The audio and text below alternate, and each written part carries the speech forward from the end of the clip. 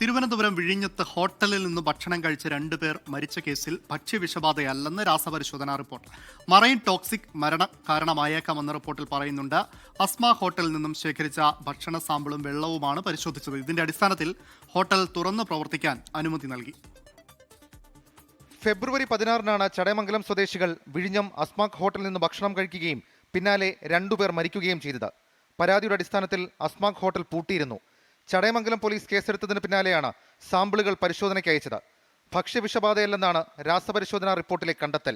റിപ്പോർട്ടിലെ കണ്ടെത്തലുകൾ ഇങ്ങനെ: പോസ്റ്റ്മോർട്ടം റിപ്പോർട്ടിൽ ഭക്ഷ്യവിഷബാധ കണ്ടെത്തിയിട്ടില്ല. കുടുംബത്തിലെ എല്ലാവരും ഒരുപോലെ കഴിച്ചത് മീൻമുട്ടയാണ്.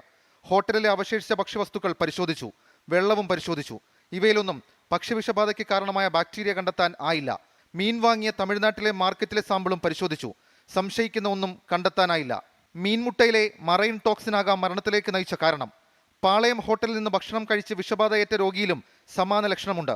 മറൈൻ ടോക്സിൻ കണ്ടെത്താനുള്ള പരിശോധനാ സംവിധാനം നിലവിൽ പരിശോധന നടത്തിയ കെമിക്കൽ ലാബിൽ ഇല്ല. അതേസമയം കുടുംബം കഴിച്ച മറ്റു ഭക്ഷ്യവസ്തുക്കളുടെ സാമ്പിൾ കിട്ടിയില്ല എന്നും റിപ്പോർട്ടിൽ പറയുന്നുണ്ട്. ഈ സാഹചര്യത്തിലാണ് ഹോട്ടൽ തുറക്കാൻ അനുമതി നൽകിയത്.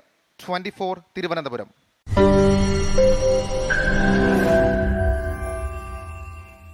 ലോകത്തെവിടെയായാലും ഏത് സമയത്തും 24 വാർത്തകളും ഓഗ്മെന്റഡ് റിയാലിറ്റി പാക്കേജുകളും എക്സ്പ്ലെയിനറുകളും വിശദമായി കാണാൻ ഞങ്ങളുടെ യൂട്യൂബ് ചാനൽ നിങ്ങൾക്ക് സബ്സ്ക്രൈബ് ചെയ്യാം.